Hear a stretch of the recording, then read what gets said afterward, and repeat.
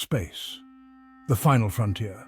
Among its many mysteries, one of the most intriguing is the event horizon of a black hole. But what exactly is the event horizon? And is it possible for anything or anyone to cross it? Let's dive in.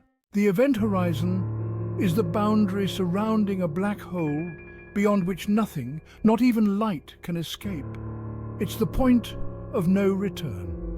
Once you cross it, you're on a one-way trip to the singularity, the infinitely dense core of the black hole. But what would happen if a spaceship tried to cross the event horizon? The answer depends on the size of the black hole. For small black holes, the tidal forces near the event horizon are extreme. The difference in gravitational pull between the front and back of the spaceship would stretch and compress it in a process called spaghettification. Not a pleasant experience. For larger black holes, however, the tidal forces at the event horizon are much weaker. In theory, you could cross the event horizon without immediately noticing anything strange.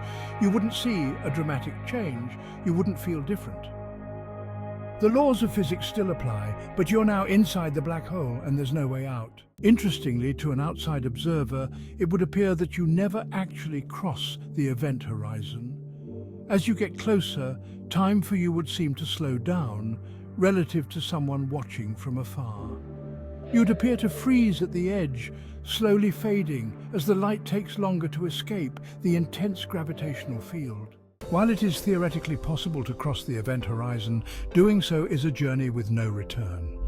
The mysteries of what lies beyond remain one of the greatest enigmas of modern astrophysics. Perhaps with future advancements in technology and understanding, we may one day unlock the secrets hidden within these cosmic giants. Thanks for joining us on this journey through the cosmos. If you enjoyed this video, don't forget to like, subscribe, and hit the bell icon for more space curiosity content. Until next time, keep looking up.